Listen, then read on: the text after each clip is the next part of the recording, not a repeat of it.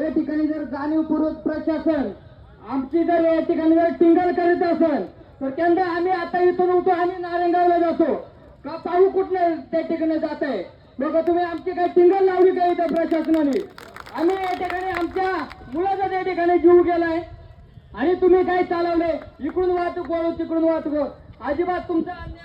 तुम्ही इथं बसा खासदार साहेब आपल्या ऐका 2 मिनिटं मी सांगतो बस या टिकटाऊ तोच खेळ आता बस झाला आतापर्यंत अनेक आंदोलन झाली मी सुद्धा पिंजरा 2 दिवस बसलो होतो उपाशी माझ्या सुद्धा टिंगल्या गेल्या ज्या माणसं हल्ला झालता त्या माणसाला हे वनविभाग म्हटलं यांनी स्वतःने हाताने इळा मारून घेतला आता असा कोण माणूस आपल्या तालुक्यातला स्वतःच्याच हाताने इळा मारून घेणार आणि हॉस्पिटलमध्ये जाणार आणि यांच्या 50-60 रुपयासाठी आणि भिकारी का आम्ही तुम्ही इथं थांबा भाऊ खासदार साहेब जोपर्यंत ऐका 2च मिनिटं फक्त आता टोकाची भूमिका घ्या राहत ना त्या कवर चालायची कवर चालायचं आंदोलन एकदम शांततेत करायचं आपल्याला आंदोलन एकदम शांततेत करायचे आपल्याला मागाशी झालं ना तसं अजिबात चाललं पाहिजे 4-2-3 करायचा प्रयत्न करतील अजिबात नाही मी काय कोणत्या पक्षाचा नाही पण तुमच्यासाठी जीव द्यायला मी तयार आहे तुम्ही इथं थांबा मी नारायणगावला जातो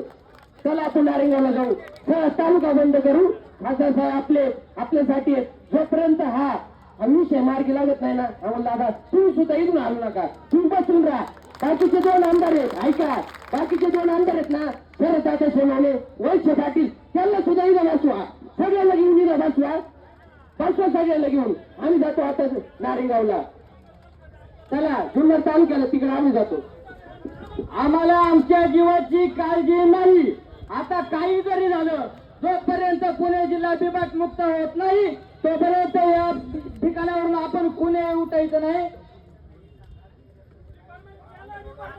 पोलीस प्रशासन तुम्हाला आमची आता हात जोडून विनंती आहे तुम्ही जर त्या ठिकाणावर जर गाड्या सोडण्यास आता सोडताय आता तुम्हाला आम्ही हात जोडून सांगतोय तुम्ही आमच्यावरती गोळ्या जरी चालवल्या तरी मराठ्या